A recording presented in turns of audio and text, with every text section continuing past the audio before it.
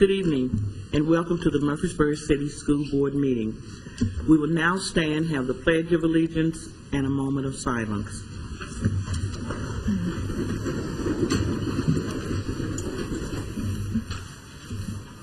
Pledge allegiance to the flag of the United States of America and to the republic for which it stands, one nation, under God, indivisible, with liberty and justice for all.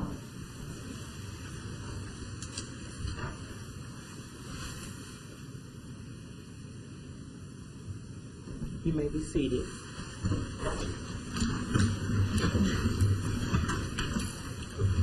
Good evening, Dr. Gilbert. Good evening.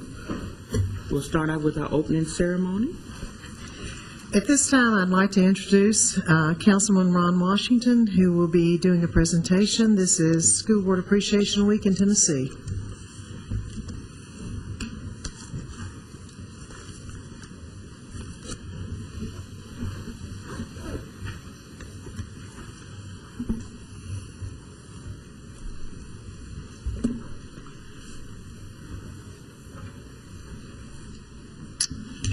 Good evening, and thank you, school board members and Dr. Gilbert. I'm here on behalf of Mayor Tommy Bragg and the rest of my fellow council members to read this proclamation on behalf of this week, I believe, being School Board Appreciation Week.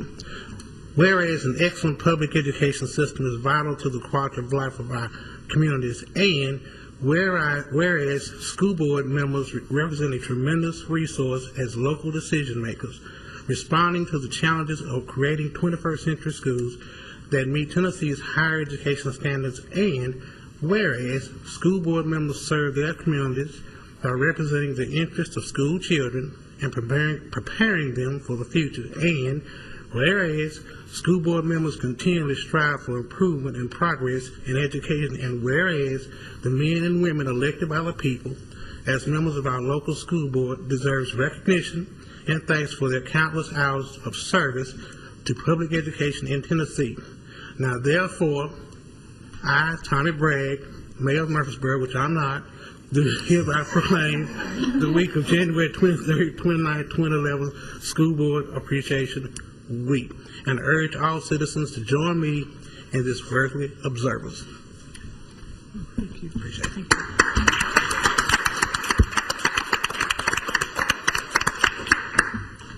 Thank you, Mr. Washington. On behalf of Dr. Gilbert, our director, and the members of our board, certainly we are appreciative of this proclamation honoring us on our week. Thank you.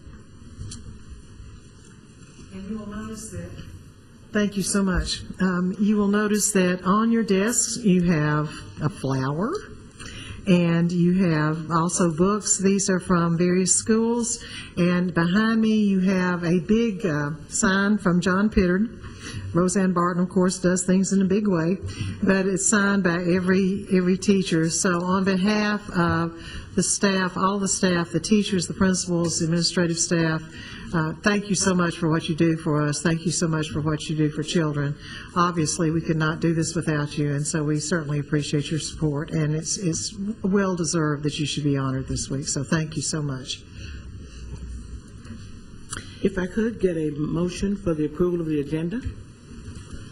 So moved. Second. There's been a motion and a second. All in favor? Aye. Aye. Thank you. Communications, Dr. Gilbert. I'd like to introduce Corey Wells. She is with Read to Succeed, and we know that Read to Succeed is the literacy organization here in Rutherford County. She's here to talk about one book. All right. Thank you so much for letting me take just a couple of minutes this evening. We so appreciate that many of you are involved in different ways with Read to Succeed, which includes our programs such as Reading in the Schools Day, Reading Rally, Unplug and Read, the Read to Be, and our high school Express Yourself Arts Conference, and many other family and adult literacy programs. But tonight I'm here to tell you about this year's One Book Community Read, which we're now in our 4th year.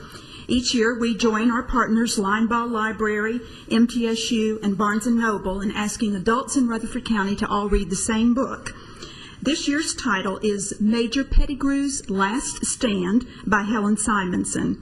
It's a story that, beneath a lot of interesting complications in the life of retired Major Ernest Pettigrew, has dry British wit, some laugh-out-loud moments, but also some serious examinations of issues like stereotypes and relationships across lines of culture, religion, and class. This book has been on the New York Times bestseller list, and it made the top 5 list in fiction for both Oprah and Amazon in 2010, but we picked it first, I want you to know. Critics have described the novel as thoroughly charming and refreshing in its optimism and its faith in the transformative possibilities of courtesy and kindness. And I think just about every community across the nation is ready for a dose of that these days. Our additional partners supporting this effort include the Learning Circle, First Baptist Church, and the Intercultural and Diversity Affairs Center at MTSU. So, as usual, I have brought a copy to share with one of you to start, and we want you to read it and pass it along, and we very much appreciate your leadership in showing Rutherford County that literacy matters. So I need a volunteer. I'll take it. All righty. Thank you, Ms. Duggan. I'm going to download it onto my Kindle and read it in New Zealand. Thank you. Thank you so much for what you do. At this time, I'd like to present Chick Knitter, and he has some guests with him. As you know, Chick teaches at the NASA Explorer School at Hobgood, and they have a video entitled "Don't Rock the Boat."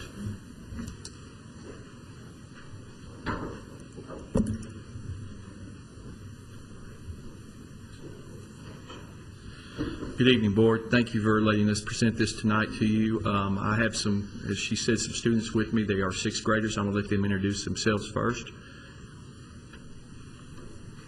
My name is Ariana Kirkendall, and I'm in 6th grade at Hobgood Elementary.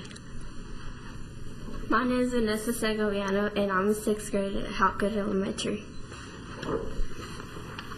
My name is Will Shakar, and I'm a 6th grader at Hobgood Elementary.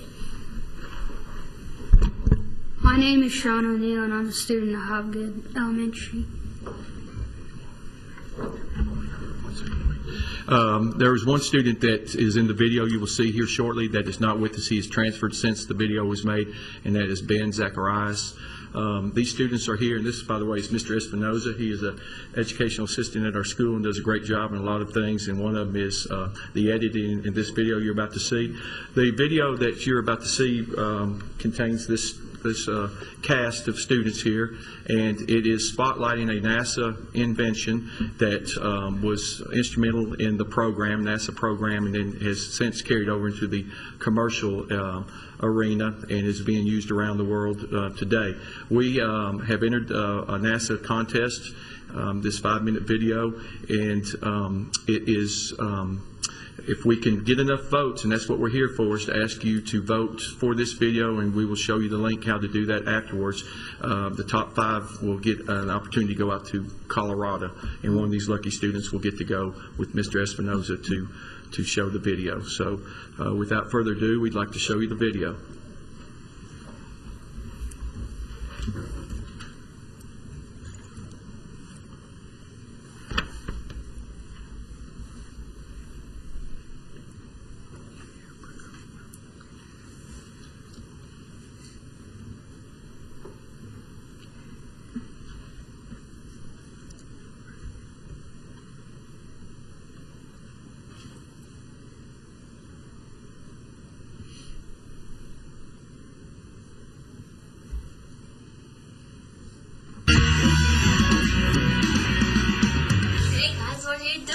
We're building a model of Saturn V rocket. What's that? It's a rocket that sent humans into space and to the moon during the Apollo missions. How did they get back from the moon? They would lift off from the moon in this command module. Earth's gravitational pull helped bring it back. Where did they land? In the Pacific Ocean. But wouldn't they drown? No, they had a life raft. Wouldn't it tip over? No, because NASA designed a special life raft that would help not to tip over in fierce winds or choppy seas. Wow, can we build one of those? What do you mean, a real rocket? Do you mean a Saturn V rocket? Are you crazy? I know somebody who can help. Mr. Know-It-All. Yeah, Mr. Know-It-All. He's smart.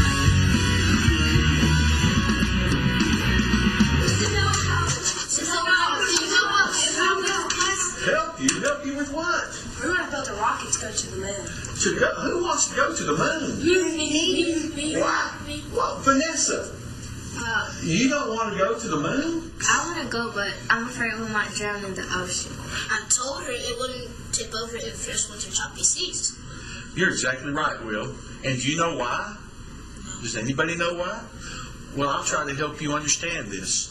So, I'm going to draw you a little picture. Are you drawing a shark? It does look like a shark, doesn't it? But really, no, this is the bottom of a sailboat. And this is very important to keeping the sailboat upright, keeping it from tipping over. And it's called the keel. Weighs thousands of pounds. And what this does is it balances the sailboat from keeping over. Another example is a punching bag. Come over here and I'll show you. Now, you already said that some of you had a punching bag as a child, so you know that when you push that over, it's going to what? Come back up. Come back up. And this is how the life raft was designed also. It had a chamber that was full of water that would help keep the center of gravity. You notice this here? It looks like a bullseye. Well, this is the center of gravity. And so it's always going to come back upright to the center of gravity. So the life raft, Vanessa, would never tip over. And all because it had water in the bottom. If it had water in the bottom of it, wouldn't it sink? Very good question, Sean, but not the way they designed it. And if you come over here, I'll draw a picture of how this life raft works, okay? Here I have the ocean, and on top we have our life raft. Now, when I said there was water in the bottom, what I meant was beneath the bottom, on the bottom of the life raft, is a chamber that would fill up with water. And this water would come in or it would go out depending on what it needed to do to balance itself. So if you had high winds or uneven loads, if there was more on this side, then this would let some water out while this would take water in on this other side to keep it level. And so, who wants to go to the moon? Well, only 2 of you can go. Vanessa, this is Mission Control. All systems go. Check. All systems go here. Guys, this is it. Lift off in 10, 9, 8. We are ready for liftoff. 4, 3, 2, 1. We have liftoff.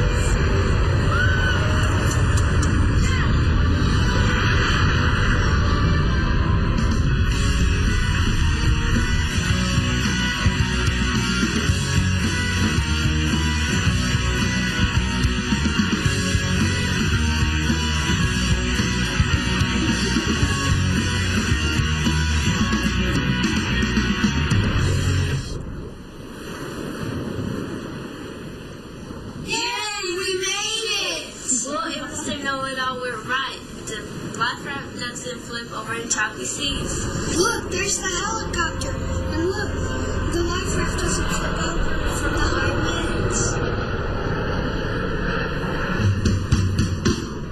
So how was it, Sean? How was the moonlight? It was awesome. There were a bunch of big craters, and we could jump really high.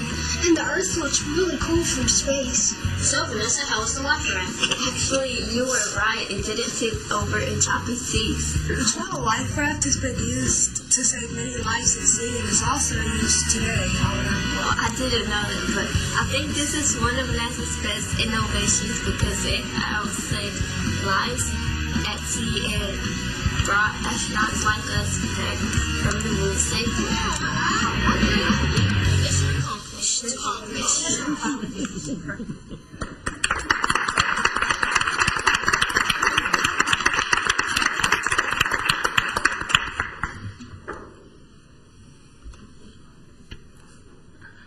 We would like you to vote for this video, and you can go to Hopgood Elementary website, and you can go, you go on the bottom, it says support Hopgood 6th graders. Click here.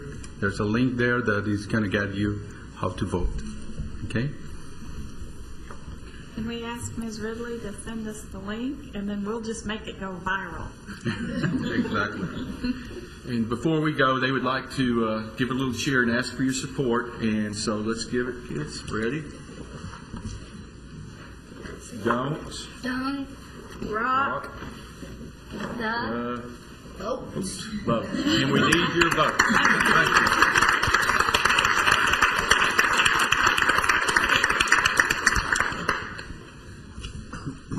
You know what's neat about that is I have absolutely no doubt that teachers like Mr. Ninner and like Mr. Espinoza absolutely show our children how to hit the moon. And somehow I think they probably managed to help them through the choppy seas of life too. So we appreciate very much what they do every single day. At this time, I'd like to ask Ms. Florence Smith to please join me at the podium.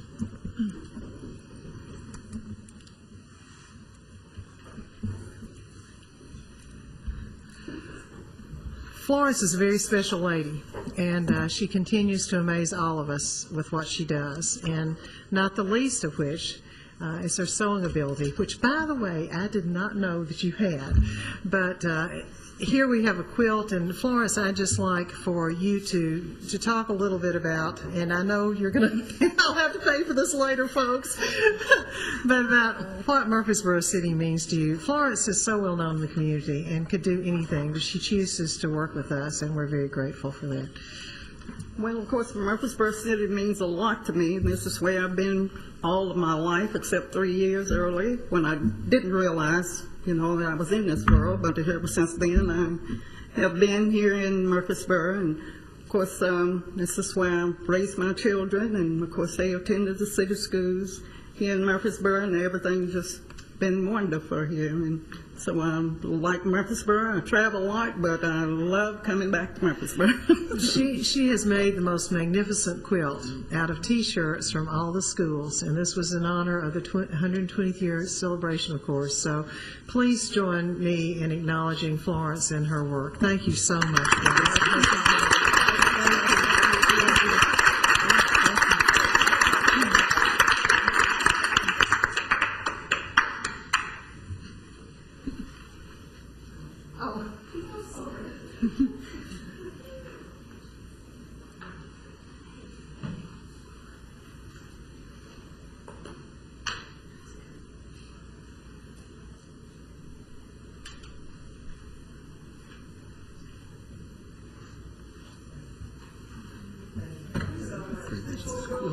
Oh, that's wonderful.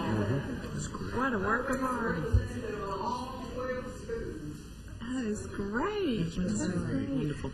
Seeing some imagine the familiar time it took for t-shirts. that.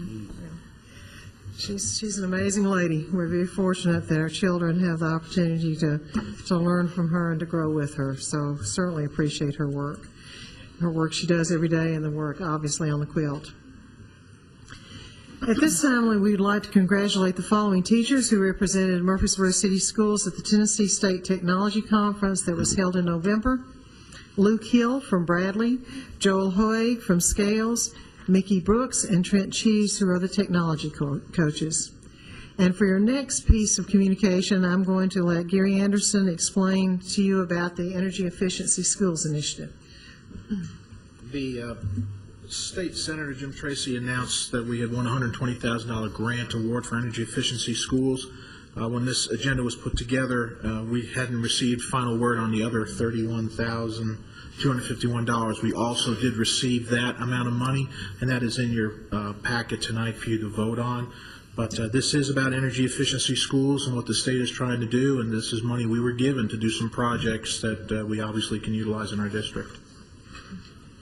Thank you. The Community Outreach Program thanks Kohl's Department Store for the $500 community grant that was awarded in support of the Santa's Workshop event, and to the Riverdale ROTC for their donation of coats and toiletries to the program.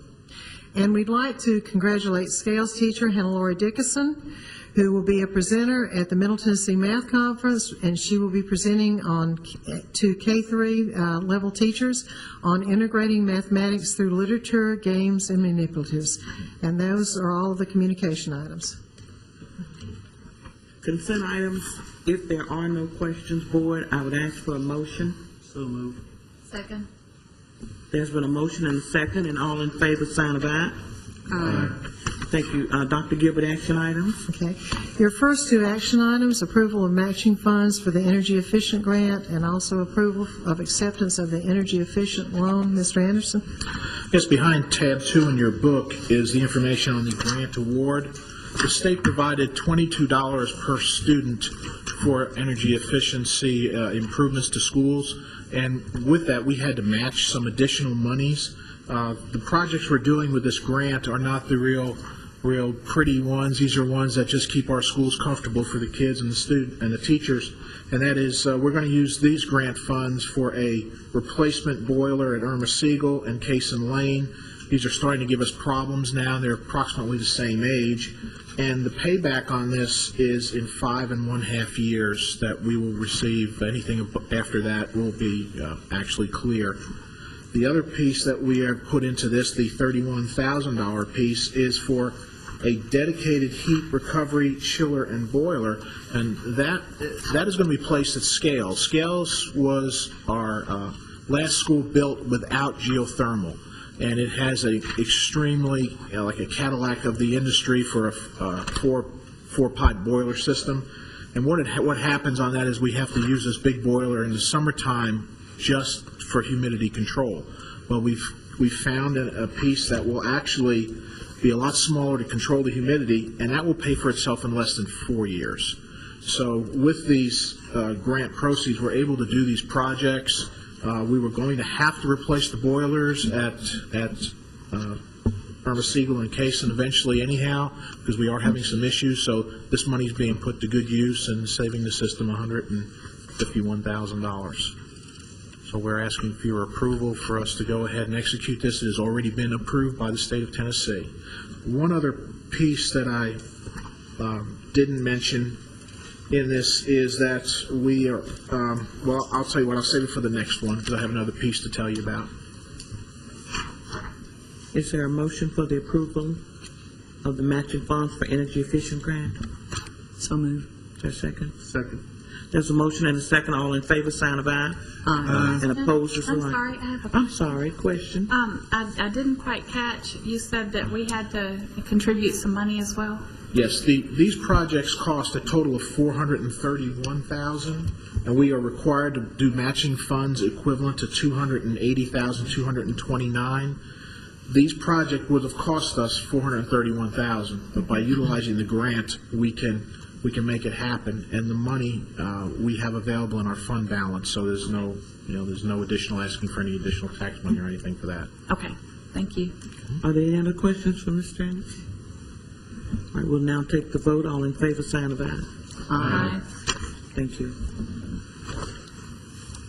Okay, the next item is item B, approval of acceptance of energy efficient loan. When we were doing the grant, the state let us know that they have loans of up to $1 million that we could potentially get at 0% interest to be paid back over 10 years. One of the things about these loans is they will not allow you to get these loans unless they will pay for themselves. The loan that we have asked for you to approve is a 10-year loan. It will pay for itself in about 8.5 years, which means, in effect, we're doing these projects, we're improving our schools and better efficiency, and it's not really costing us anything because it's going to pay for itself in 8.5 years. We don't have to start paying anything on these loans until after the projects are done and they are starting to achieve savings. Now, in this particular one, our project cost out to about $35,000, $238 over the $1 million. Well, Mr. Washington had suggested we go and contact TVA. Well, we did, and they're going to give us between $35,000 and $40,000 on top of this, which will cover our additional costs. So basically what we're asking you to do is approve getting $1 million, having it pay for itself in 8.5 years, and having some new lighting at all of our older schools. Every older school will be upgraded on lighting, and some HVAC packages at 3 of the schools. We are putting them in at Hobgood on the 6-classroom section, Mitchell Nelson Primary at a 4-classroom section, and Discovery School at a 4-classroom section. And these are variable refrigerant flow systems. They're extremely energy efficient, and they will help the overall atmosphere in the room. Where the old units will go through the wall units, we're taking those out, putting a window in their place to get some natural light in, and the HVAC system will be just like in here, where it just comes through the ceiling, and you will not hear those big fans kicking on in the classrooms. So it's a tremendous upgrade, and it's a good opportunity for us to start upgrading our infrastructure at our schools. So we're asking that you would approve the $1 million to borrow that money. One other piece of this is City Council. Because the state requires this loan to be on a city government and not a school board, the city has already approved this and has said they will take on this responsibility. So we just need your approval to proceed and make it happen. Are there any questions for Mr. Rainier? Now, it's my understanding, Mr. Anderson, that there's 6 schools involved in updating the lighting. Is that my understanding? Yes, 6 schools are involved with that. Bellwood, Bradley, Discovery, Hobgood, MNE, and MNP are the 6 schools. The new energy efficiency lighting is a tremendous improvement. We're even doing the old gymnasium lights, those old can lights, to put new energy efficient lights in those as well. So it'll make a big difference in those schools. Thank you. Are there any other questions? Right, hearing none, I ask for a motion. So moved. Second. Thank you. We've had a motion and a second. All in favor, sign of aye. Aye. Thank you. Thank you. No. And C, I'm asking the board tonight for the approval to go ahead and contact TSBA to get us ready for our they should put director's evaluation, but on here it has superintendent's evaluation. And you are aware that you will have input into this. They're just helping you get the two together, getting it sent back to us after they get it formulated. They will meet with us one-on-one to discuss it. We will be getting with Dr. Gilbert after everything has been formulated. But I am asking tonight for the movement to go on to acquire TSBA to get us started. Question? If we approve this tonight, how quickly will they begin to contact us so we can get started on this? Well, Mr. Bennett is supposed to be at our retreat. Okay, that's what I thought. Okay. And it's my understanding the cost of this will be $2,000. Yes, it is. So moved. Is there a second? Second. Are there any more questions? If not, I ask for a vote. All in favor? Aye. Aye. If there are any opposes? Thank you. Action item D is approval of purchase of laptops. Mr. Anderson? Just put at your place this evening the final documents on purchasing of laptops for our professional educators. I apologize for getting here so late, but we've been negotiating with Apple for multiple days, and I received the documents last night at 6:45. So we've been working on this to make this happen. What it is we remember back a few months ago we approached you about looking at our technology for our teachers, that our computers were approaching 5, 6, and 7 years in age, and we replaced those with laptops at MNE and Hobgood, and it's been working out extremely well for the teachers there. Well, we feel we have an opportunity now under the lease agreement, which I'll explain to you in just a minute, that we can get them for all of our teachers at this time and get us all up to the same standards for every one of our professional educators. Also, with this, you approved at our meeting about 2 weeks ago on putting in wireless service. That equipment has been ordered and will be installed as soon as it gets here, which will actually enhance the laptop opportunities for us. What we have worked out on, and these are Apple laptop computers. This is what our system is used to working with, what our teachers work with and our students. What we have is set up a 4-year lease at 0% interest. I kind of hung up on that 0% interest thing. I kind of like that. With a $1 buyout at the end of 4 years.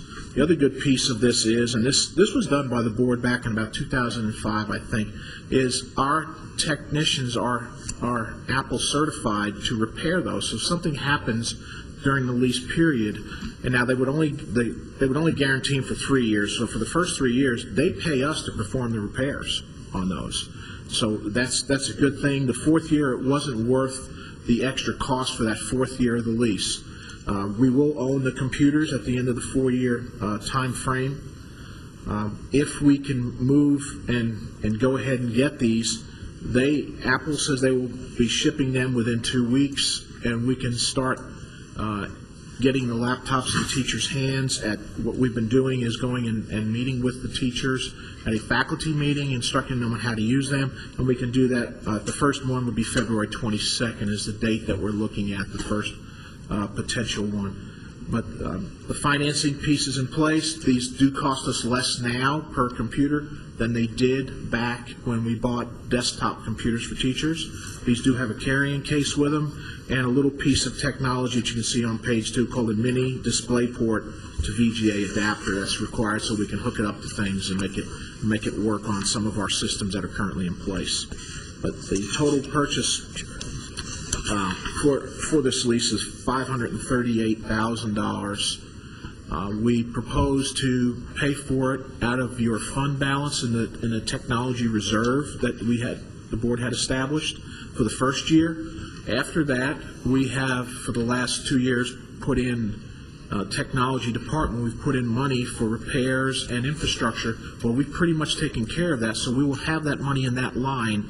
And I gave you the example in the middle of the page there. The lease is $134,631 each year. We had $250,000 budgeted this year for technology equipment.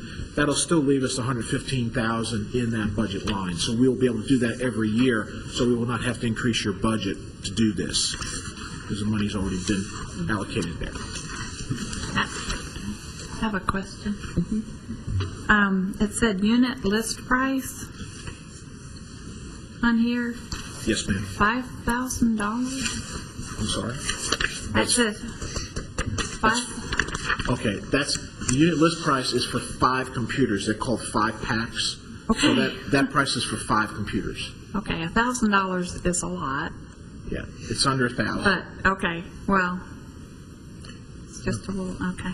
Yeah, right here, just a little bit under 1,000. Okay, so we're paying maybe double to have Apple, but that way it'll fit in with our system, I guess. It'll fit with our current technology. The other piece of this is that price includes 3 years warranty. So that adds to it. The other thing is, when we did our investigation of it, to switch over, we would have to buy software to handle any kind of breaches to the system, whereas the Apple doesn't have that particular issue. So, in my opinion, it does cost more to get the Apple, but you don't know at the end of it what it's going to be like when we can keep them for an extra year or 2. Are there any other questions for Mr. Anderson before we ask for it? I know the document indicates, which we discussed at our work session, about laptops for the board. Yes. And I posed the question at the work session, is this room wireless? This room is not wireless. Okay. They have offered to talk with us about doing that, and we will be, working with them on that. If you move forward with this and do this with the boards, there are other programs which would download the stuff onto your laptop, so you would have it before you came to the meeting. Yeah. I guess my other question is, like, I already have a computer, a laptop. I really don't want another one to have to be responsible for. So could in that case, buy one less, or is it important that you go ahead and buy one? We can't change the 5-unit price, because when they come in packs of 5. The other thing is we can always do is put them in laptop carts for our students to use. So we will be utilizing whatever computers we get. Very good. Thank you. Yes, ma'am. Are there any other questions? Hearing none, we'll ask for a motion. So moved. Second. Is there a second to the motion? Second. Thank you. All in favor? Sign of aye. Aye. Opposed, the like sign. Thank you, Mr. Anderson. Thank you. Action item E, board policies. Ms. Baker. Okay, you have 2 board policies before you tonight for first reading. The first policy is Board Policy BO 43, regarding travel expenses. It was requested of me to develop a more comprehensive board policy relative to travel expenses. This particular policy deals with reimbursement for travel for all Murfreesboro City School employees, and it's very thorough and covers all of the various expenses that may be incurred when an employee is traveling on behalf of the Murfreesboro City School system. Do you have any questions on this policy?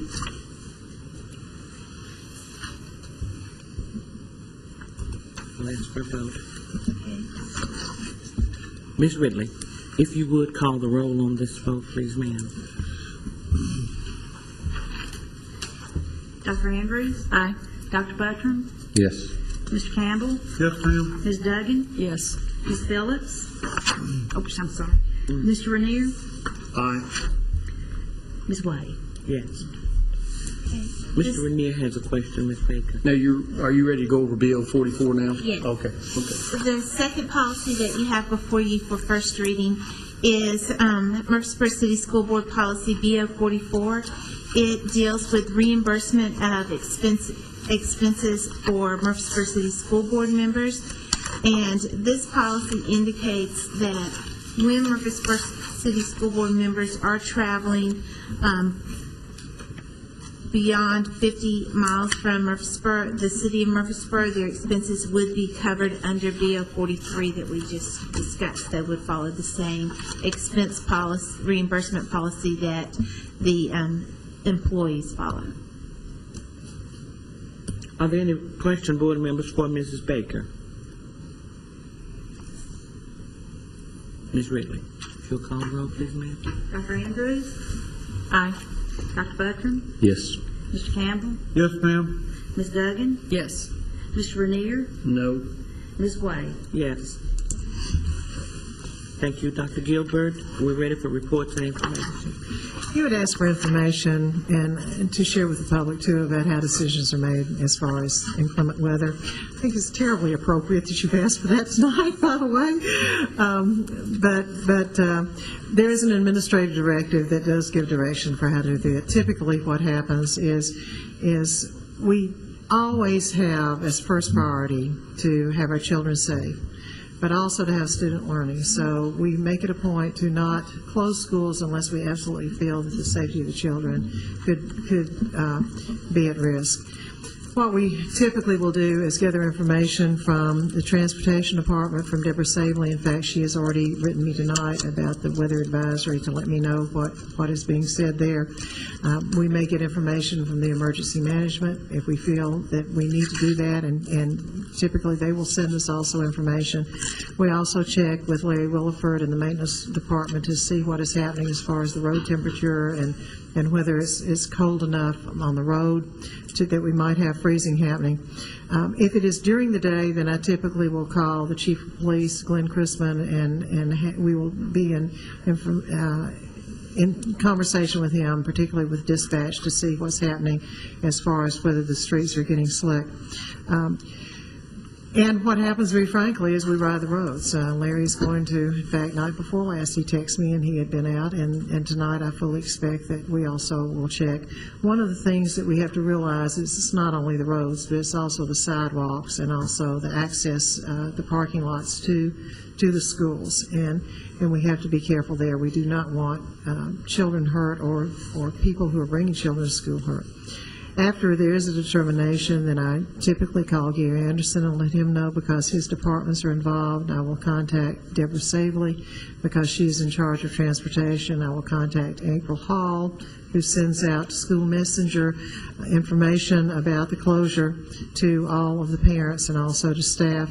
And then also Diane Click with ESP to let her know what is happening. I think that we have to remember that when we do make the call, that our buses are on the road by 6 o'clock and preparing for that by 5 o'clock in the morning. The other thing so we try to make the call as early as we possibly can. If there's snow predicted, we're sure it's going to come in. If we're absolutely positive, then it may be made as early as the night before. There are times when it has to be made during the night, and then we will send out an alert now, and typically it's going to go out by 5 o'clock. And some people are pleased with that, and some people think that's too early. But again, we do have parents who have to try to make arrangements, and some parents who would be leaving that early, and again, our buses. I think, again, that what is important to remember is the safety of the children. And we will typically make our own decisions and not go by what other school districts are going to say, because we realize that our situations here in Murfreesboro, our conditions can be very different. So that's the way it works. It is to wait to as late as possible to make the call, because we do want our children in school, but yet to be aware that our parents do have child care arrangements, and obviously our teachers also do. And so we need to let them know as soon as we can about what's going to happen the next day. But I'd be happy to answer any questions that you have about that. Very good explanation. If you'd like to join me tonight, you can make it an opportunity to see how it really works. Better you than me. I'm not comfortable. I trust Deborah and Larry and other folks implicitly, but I just have to see what's out there. So I guess that's an issue with me. For the remainder of the reports, I'm going to turn that over to Mr. Anderson. Okay, next report is the budget development timelines behind tab 6. I want to call your attention to a few dates that you would have input on, and that is you received the budget priority listing at the work session on the 11th, and we're asking that you bring that information to the retreat so I can have it start working on it on the 29th. Then we will distribute the first budget document to you on April 4th. We might have it done a little before that, but no later than April 4th. I set up a window of the 5th through the 15th for the work session for you, and any number of times. It could also be the 4th if you would like. Anywhere in that time to set up a window for you to sit down with us and go through the budget documents. And then we'll present the budget to you in final draft form on the 19th of April and vote on it at the regular board meeting on April 26th.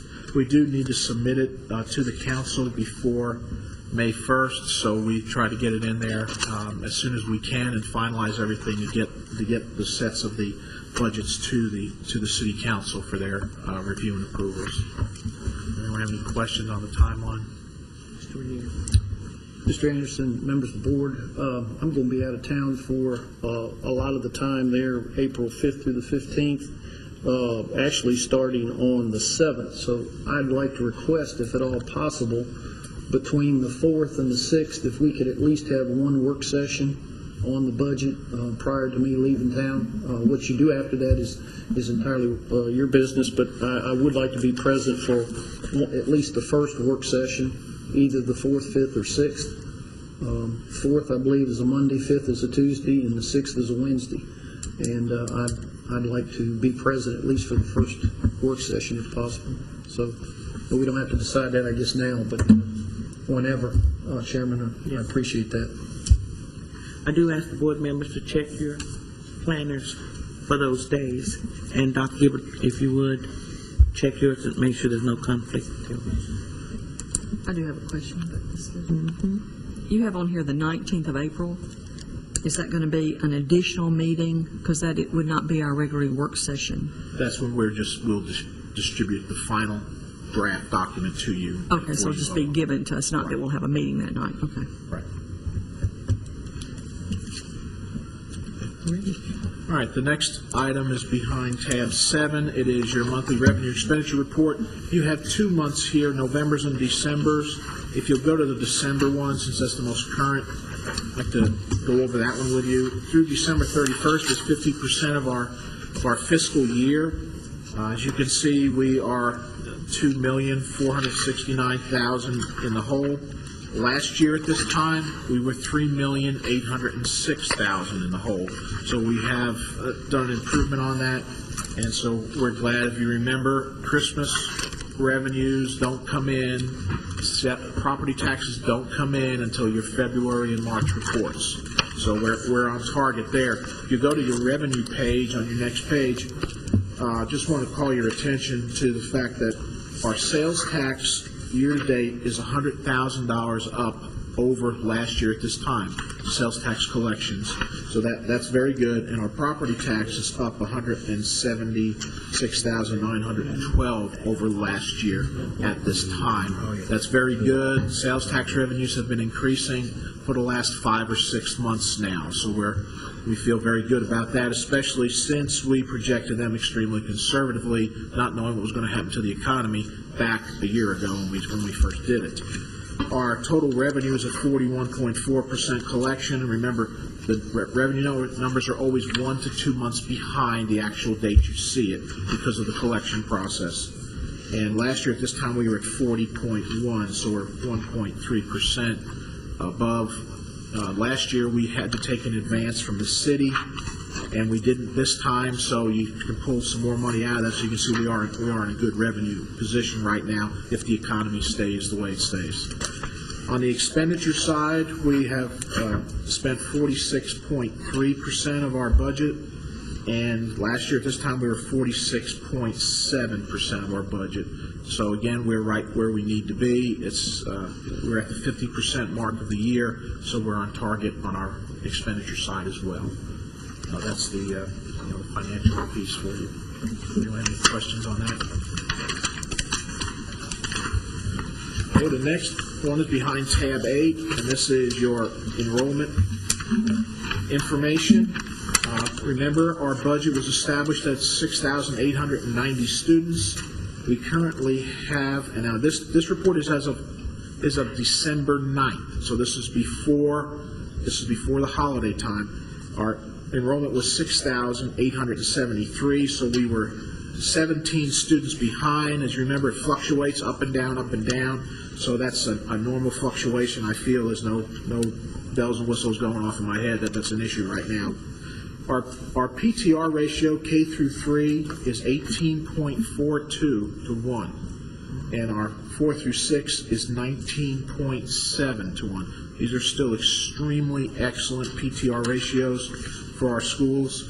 The attendance is at 95.8%. Same month last year was 95.6%. So we're doing very well in our attendance numbers as well. So that's a good sign. We carefully watch our January enrollment numbers because I track beginning of the year, the January, and an end of the year to get our trends. So I'll know really much better what our trend is at the January report. But right now, we seem to be. Any questions on that? Okay, the next information report is behind tab 9, and this is the information on personnel updates. The first page is for licensed personnel, resignations, retirements, leaves of absence, new teachers hired, and interim teachers hired. And the second page is on our classified personnel hired.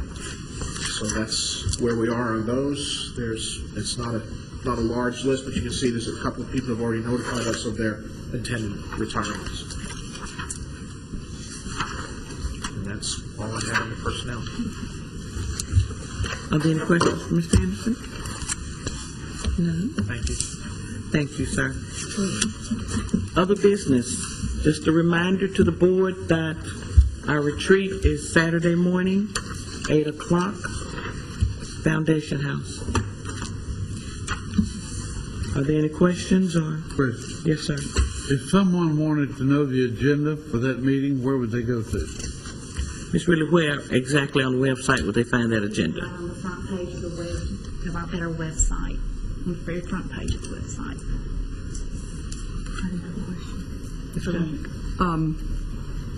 In being in other school systems over the last couple of weeks and hearing conversations about the amount that TCAP will count on students' last 9 weeks grade, I'm hearing everywhere I go that that will not go into effect until 2011, 2012. However, the legislation that the legislature passed said 2010, 2011. Could we get some clarification on that? Just because I want our parents to have a clear understanding of what will happen, and I find it rather interesting that the law says one thing, but then districts are being told something different, so. And we have not, as far as I know, I've certainly had no communication about that. Thank you. Hearing nothing else, unless there's something that you want under other business for the next meeting, Dr. Andrews? I just wanted to make a comment that I'm so excited about these books, and that the schools have donated to the libraries. And this one, I've already read it. It's great. It's got a picture of my dog on it. I just think it's really cute. A true story about an elephant and a dog who are friends at the elephant sanctuary. But I think that's just such a wonderful thing that the schools have done. I love to read, and I think it makes kids excited about reading. And I wanted to thank them for doing that for us. I think all the board members are very appreciative. Each year, we're very happy we get to see the books, and when we open them up, they're dedicated in our name. So each time a child opens a book, it familiarizes them with who their board members are. But these are excellent books. So thank you to all schools who think of their board and donate books, and for all the other goodies that are that are up here for the board members. Well, nothing else on the board. I will entertain an adjournment. So moved. Go.